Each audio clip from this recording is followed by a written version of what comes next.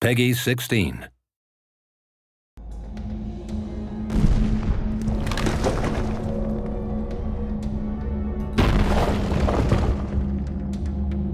Redson is an alternate universe where Superman, instead of landing in Smallville, actually lands in Soviet Russia.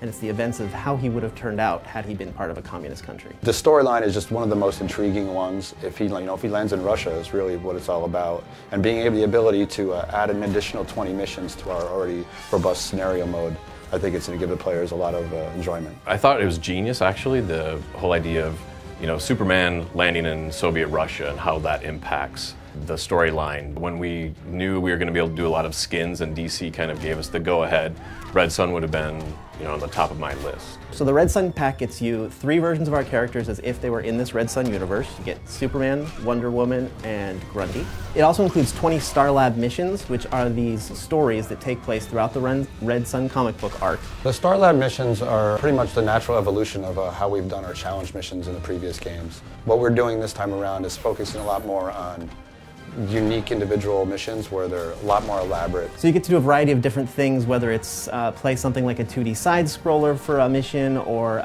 break into a building for a mission. It's just gameplay mechanics that you don't traditionally see as just fighting back and forth. So my favorite thing about the Redson design on Superman is the way they took what is still a traditional costume and really gave it this militarized feel. So there's the obvious design element of the hammer and sickle replacing the S for his shield. We hold the S shield for Superman in very high esteem, and it's interesting to see, the hammer and sickle put into that S shield, and I think the graphic of that is really cool. But you also get to see these sort of dark colors and these tight stitching on his collar that really makes him look like this militant figure. We use more of an S-Shields type belt for Superman, where I think in the comics it was a little more circular in design, and Wonder Woman had a type of matching belt in the comics. I think the color scheme is awesome, right? Because we have the black and the grays, and then you have that stark red against that. Redson Grundy doesn't actually exist in the comic book. We really wanted to expand the universe of Redson, so we picked a character that we thought would fit really well in there. So we added Grundy, who's this big communist sort of comrade friend. Redson Grundy has a few things that are different and I thought were really cool to add in that gave that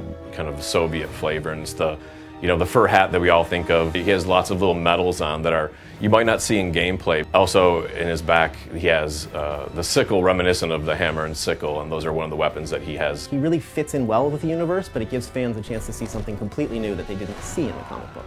Everyone around here sort of knows that Superman is my favorite character, so even though it deeply pains me to see that hammer and sickle on his chest, he's my favorite because he'll give me a chance to really beat the crap out of this Soviet Superman.